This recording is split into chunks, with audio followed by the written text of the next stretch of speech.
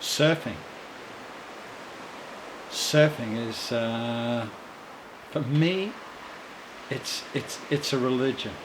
It's something I started 55 years ago. As a family, we moved to the Gold Coast from New Zealand. And here we were living on the beach in 1963. And the first thing I wanted, of course, was a surfboard.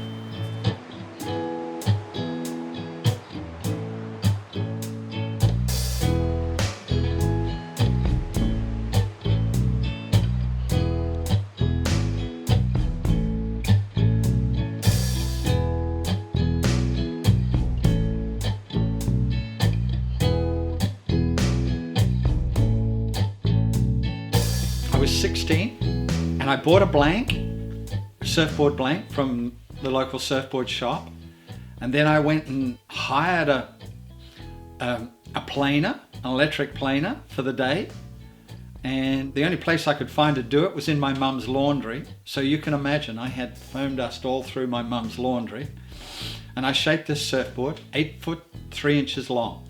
And I had this idea because I'd seen an old balsa board that must have been made in the 50s that was like only 7 feet long. And I thought, yeah, that's logical to me, you know?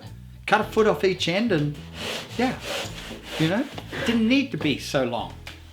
And I made this board and I took it to another surfboard shop and asked them if they could laminate it for me. And the guy who owned the shop, lovely man, said to me, "Who shaped this?" And I said, "I did."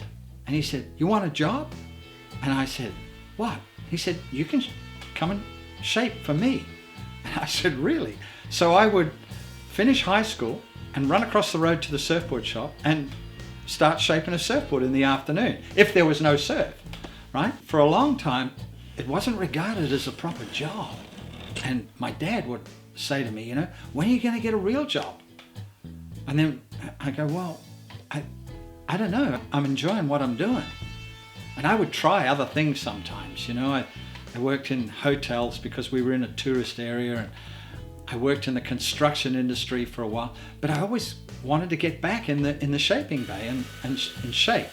But the problem was that we didn't have wetsuits in those days, and it was more a summer sport, so it wasn't a year-long thing that I could shape surfboards, you know, because all the surfboards were made in the summertime.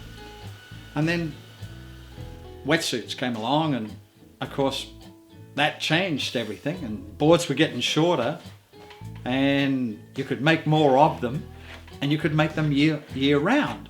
And yeah, and by the time I was 19, I went into business for myself.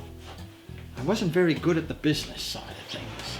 I was a bit of a disaster with money, but I loved shaping.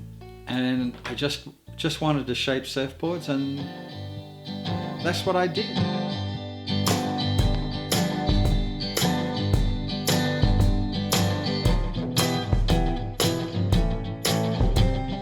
Walking down the silent road, there's nothing that I focus on, but looking good and being all myself.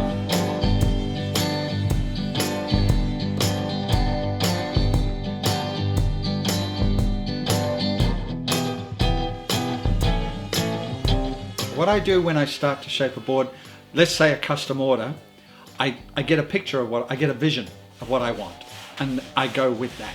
And that's where, you know, my experience and knowledge come in. It's a combination of factors that I think I put into my software, if you like, that tell me what kind of a board I'm going to do for them. I always want to do something a little bit different in each board so that it's an individual thing. To do two the same, that's kind of boring. There's no creativity for me in that.